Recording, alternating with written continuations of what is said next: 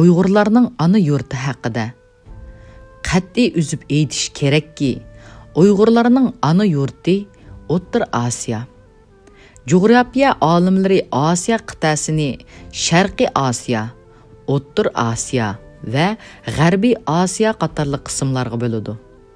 O'rta Osiyo doirasiga sharqda Hingan tog'laridan tortib, g'arbda Kaspiy dengizigacha, shimolda Oltay tog'laridan tortib, janubda Himolaya tog'larigacha bo'lgan joylar kiradi. Mana shu O'rta Osiyo doirasiga kirgan cheksiz zaminning markaziy qismi Sharqiy Turkiston, Yatsu, O'zbekiston, Qirg'iziston, Tojikiston qatorliqlarni o'z ichiga oladi. Uyg'urlar eng qadimgi joylardan tortibla Tangri tog'lari bilan Qaraqum tog'lari oraliqidagi Tarim vodisida, Tangri tog'lari bilan Oltay tog'lari oraliqidagi Jung'ariya dalasida, Ili daryo vodilarida, Eritish daryosi bilan Balqash ko'li oraliqidagi joylarda, Janubiy Sibiriyada, hozirgi Mongoliya Xalq Jumhuriyati tavasidagi Selinga, Urxun, Tug'la, Qurlun daryolarining vodilarida, Kangsu, ya'ni Gansuda, hozirgi Shanxi o'lkalarining shimoliy qismida yashab kelgan. Bizning ajdodlarimiz milodidan 2000 yil burun tarix davriga kirdi. Chunki bu vaqtda Sumerlar ijod qilgan yeziq ostida yaratilgan Aramiy yeziqi ajdodlarimiz orasiga kirib keldi. So'g'di yeziqi bilan Ko'kturk yeziqi, ya'ni Uyg'ur Urxun yeziqining bir-biriga o'xshashibroq ketadiganligi shu ikkala yeziqning Aramiy yeziqidan kelib chiqqanligini ko'rsatadi. Bizning ajdodlarimiz va qarindoshlarimiz tarix davriga kirgandan boshlab milodining 14-asrgacha bo'lgan nihoyatda uzun tarixiy davrda Ulug' O'g'iz imperiyasi, Ulug' Hun Tangri qutlug'i, Yevropa Hun imperiyasi, Oq Hun ya'ni Iftalit imperiyasi, Ulug' Ko'k Turk xoqonligi, Uyg'ur Urxun xoqonligi, Uyg'ur Idiqut xoqonligi, Uyg'ur Qaraxoniylar davlati, G'aznaviylar sultonligi, Ulug' Selçukluqlar sultonligi, Xorazm shohlar davlati, Saidiya xonligi qatorliq ulug' qudratlik boy madaniyatlik davlatlarni qurib, parlaq madaniyat yaratib, insoniyat tarixiy taraqqiyoti va madaniyatiga o'chmas to'hfalarni qo'shgan. O'rta Osiyo eng qadimgi chog'lardan tortib Uyg'urlarning ana yurti bo'libla qolmasdan, balki dunyo madaniyatining eng qadimki, eng mashhur oltin bo'shkining biridir. Shuning uchun tarixchi Morgan dunyo madaniyatining ochquchi Tarim vodisiga ko'maklikdir. Bu ochquch qachon tepiladi ekan, shu chaqda dunyo madaniyatining siri ichilg'usi degan edi. Yaqinqi yillardan beri Sharqiy Turkistonda ilib berilgan geologiyalik tekshirishlarning natijalariga asoslanganda Tarim vodisida bo'lsin yoki Jung'ariya o'ymonligida bo'lsin, nihoyatda ko'p joylarda zapisining ko'pligi va sifatining yuqorligi bilan dunyoni hayron qoldirgan neftlik tepildi. Bir jumla so'z bilan aytganda 1,600,000 kvadrat kilometr keladigan Sharqiy Turkiston zaminining osti turlik tuman boyliqlar, hatto dunyoda kam uchraydigan uran, radiy qatorliq isil tabiiy boyliqlar xazinasi, neft dengizi, ko'mir konlari dunyosidan iborat. O'rta Osiyoning sharqiy qismi, ya'ni asosan Tarim vodisi va g'arbiy qismi, ya'ni Sovet O'rta Osiyo. O'rta Osiyoning nihoyatda munbat va mo'l hosillik rayonlari edi. Shu chaqlarda Tarim vodisidagi Taklimakon qumliqi, Jung'ariyadagi Qurban Tungut ya'ni Qozonqum qumliqi, Turkmanistondagi Zilqum cho'lligi, O'zbekistondagi Qaraqum qatorliq cho'lliklar yo'q edi. Hozirgi Sayram, Bag'rash, Lopnur, Barko'l ya'ni Barsko'l, Balqash, Aral ko'llari nihoyatda cho'ng ko'llar edi. Tarim daryo, Ili daryosi, Sir daryosi, Amo daryosi, Chu daryosi, Talas daryosi qatorliq daryolarning suvlari nihoyatda ko'p bo'lib, ularning tarmoq g'ollari O'rta Osiyoni xuddi o'michukning to'ridek qoplab turadi. Geologiya va arxeologiya olimlarining mashhur olimlarining O'rta Osiyoda ilib borgan ilmiy tekshirishlari orqali chiqargan to'g'ri hukmiga asoslanganda taxminan buningdan 8000 yillar burun O'rta Osiyoning tabiatida nihoyatda cho'ng o'zgarishlar bo'lib, qurg'oqchilik yuz bergan. Shu sababdan ajdodlarimizning bir qismi Osiyoning sharq va g'arb taraflariga ko'chib ketishga majbur bo'lgan.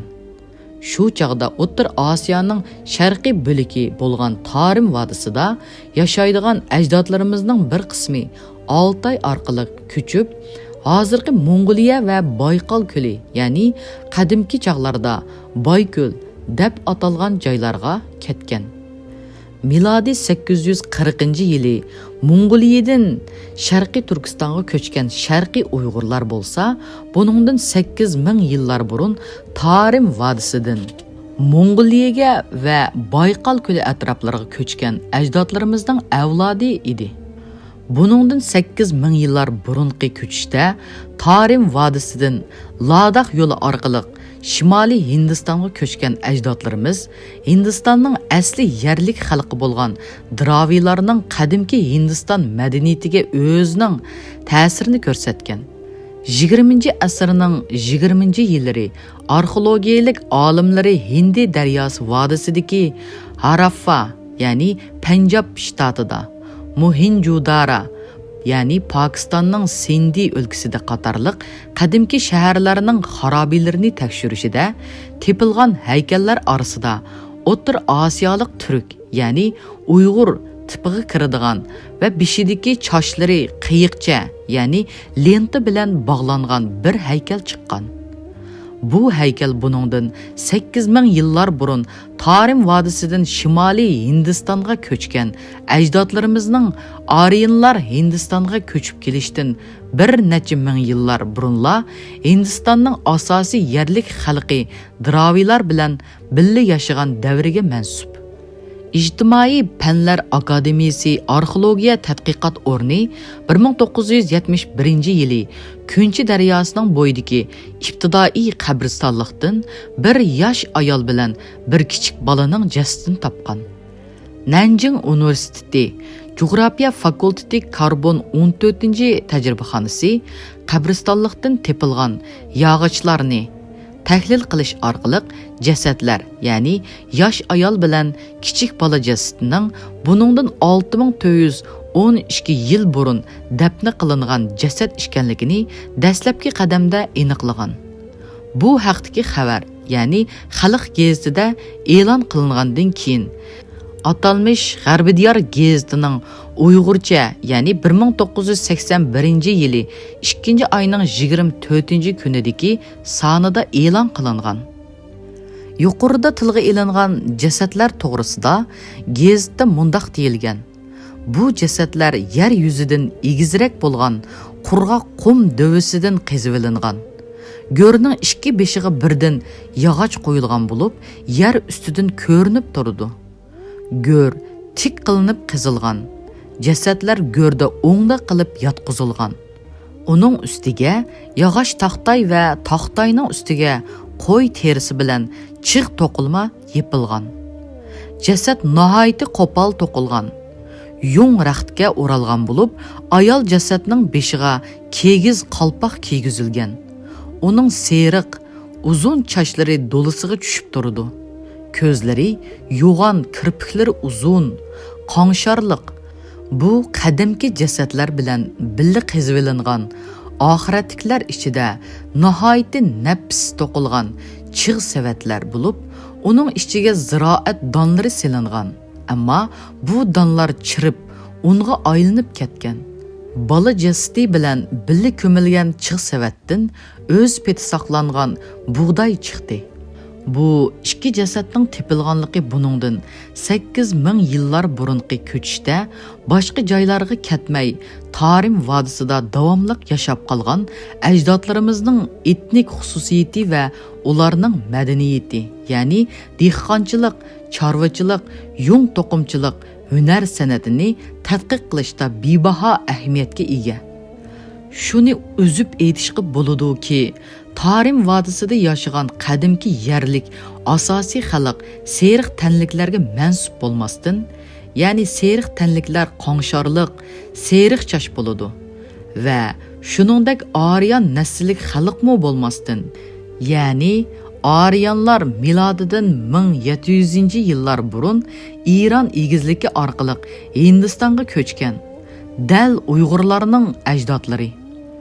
Yaqinqi yillarda Tarim vodisidagi turli joylar, ya'ni Kunchi daryosi bo'yi, Charchan, Chorqiliq atroflaridan tepilgan qabrlarga dafn qilingan kishilarning, ya'ni ayol bo'lishidan qat'iy nazar, beshi sharqqa, puti g'arbga qaratib dafn qilingan. Bundaq ahvol nimani ko'rsatadi? Ajdodlarimiz eng burunqi zamonlarda shaman diniga e'tiqod qilgan edi. Shamanlar kunga, oyga, ko'k, ya'ni osmonga, yerga va suv ilohlarga cho'qinatdi. Mana shu shaman e'tiqodiga ko'ra ajdodlarimiz chidir uylarining eshigini kun chiqishga qaratib ochatdi. Turklar va sharqiy Uyg'urlarning qolganlari, ya'ni Uyg'ur urxun qolganlari, ba'zi murosimlar, ya'ni tantanalik ko'ngil ichish, to'y qatorliq murosimlar, kun chiqish, ya'ni sharqqa qarab o'ltiratdi va kunga 9 qitim ta'zim qilib cho'qinatdi. Uyg'ur urxun qolganlarining ismlarimi bundaq odatni asıltıdı. Masalan, Uyg'ur urxun qog'anining qog'ani Cho'ngdixon milodining 821-yilidan 824-yilgacha qog'an bo'lgan. Kun tang'rida ulug' bo'lmuş, olib kuchlik bilga qog'an. Ya'ni kun tangridan ulug' bo'lib törelgen kuchlik dana qog'an deb atalgan. O'rta Osiyodagi xalqlarning ko'proq shaharlarda yashaydiganligi, ularning yezi egilik, chorvachilik, hunarvanchilik bilan shug'ullanganligi va O'rta Osiyoda bir qancha 10 xonlik barliq to'g'risida ma'lumot bergan. Mana shu tarixchilar, ya'ni g'arbiy yurt deb atalgan O'rta Osiyo xalqlarining bo'libmi, ya'ni Tarim vodisidagi Uyg'urlarning etnik xususiyati, til, urf odatlari to'g'risida aniq ma'lumot berilmagan. Bundaq bo'lishi tabiiy edi. Chunki shu chaqda Xitoy tarixchilari g'arbiy yurt to'g'risida elchilar, savdogarlar orqali egallagan yuzaki materiallardan boshqa amaliy xotirlangan atrofliq tafsiliy ma'lumotga ega bo'lishi imkoniyatidan yiroq edi. 6-asrda yozilgan, ya'ni Vay sulolasi yilnomasining, ya'ni igiz harvılıqlar haqida qissa bobida sharqiy turalar deb atalgan. Qadimki chaqlarda sharqiy turalar, ya'ni sharqiy Uyg'urlar Mongoliyaning alohida bo'lgan jug'rofiyaviy sharoiti, ya'ni yoyloq, dala, cho'l, qumliqni hisobga olib, egiz chaqliq harvalarini ishlatgan. Milodiy 4-asrdan 6-asrgacha bo'lgan davrda, ya'ni chegirga yaqinroq joylarda yashagan Xitoylar turalarning yayloqlarida, ya'ni Mongoliya yayloqlari ko'zda tutiladi. Sayohat qilganda yoki turmushga kerakli mollarni to'shiganda doim bir turlik egiz chaqliq harvalarda o'ltirib yurganligini ko'rib, ularni, ya'ni egiz harvaliqlar deb atagan. Mana shu yuqorida tilga ilingan Tura qabilalarining nomi har xil bo'lsa-mu, ularning o'rtaq nomi, ya'ni Turalar deb ataladi. Turalar o'zlarining joylashgan o'rinlarga qarab, sharqdikilari sharqiy turklarga, g'arbdikilari g'arbiy turklarga qaragan. Milodining 821-yili Tang sulolasi ordisi, Tang malikasi Tayxuni, Uyg'ur qog'ani, kun tangrida bo'lmuş olib kuchlik bilikka qog'onga yotliq qildi. Shu chaqda Uyg'ur qog'oni qo'shnisi Tibet xonligining Uyg'urlar bilan Xitoy orasidagi bu to'y ishiga buzg'unchilik qilishining oldini olish uchun Kuchadan 10 ming, Beshbaliqdan 10 ming kishilik Uyg'ur otliq qo'shinlarni yo'tkab, Tibetlarga taqobil turish uchun chegaraga mudofaasini kuchaytirishga buyruq bergan. Mana shu ahvolga asoslanganda Jungariya bilan Tarim vodisimi ayni vaqtda Uyg'ur Urxun xaqonligining territoriyasiga kirgan. Shuning uchun Uyg'ur Urxun xaqonligi u joylarda nurg'un otliq qo'shin turg'izgan. Uyg'ur Urxun xaqonligi kuchayib, imperiya bosqichiga kirgan chaqda, ya'ni milodiy 745 dan 830 gacha Uyg'ur Urxun xaqonligining territoriyasi ichiga hozirgi Mongoliya va ishki Mongoliyaning bir qismi, Jungariya, Tarim vodilari, Barg'ona, Qirg'iziston, Ili vodisi, Balqash bo'ylari kirgan. Tang sulolasi milodiy 751-yili Talas urushida arablar tarafidan og'ir mag'lubiyatga uchradi. Uningdan tashqari bir necha yil davom qilgan o'nglik suygum to'poloni, ya'ni milodiy 757-yilidan 762-yilgacha davom qilgan va Tibetlarning hujumi milodiy 765-yillari natijasida Tang sulolasi zavolliq girdobida qolgan edi. Shu sababdan Tang sulolasining O'rta Osiyodagi ta'siri nihoyatda tezlikda yo'qoldi. Mana shu ahvoldan foydalangan Uyg'ur Urxun xaqonligi O'rta Osiyoga, ya'ni hozirgi Sharqiy Turkistonning ichida bo'lgan to'liq hukmronligini tiklab oldi. Shuningdan keyin Uyg'urlar xalqaro qatnash yo'lining xo'jayinligini o'z ilkiga oldi.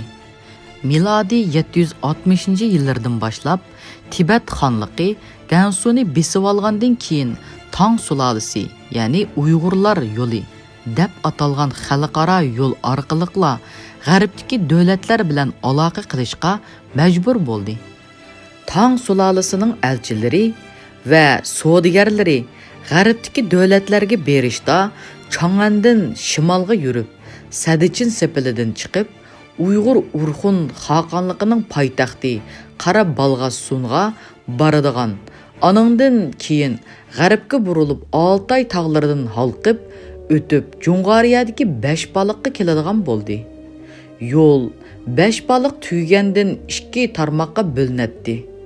Bir tarmog'i Beshbaliqdan g'arbga burilib, Ili vodisi orqali g'arb allariga boradi.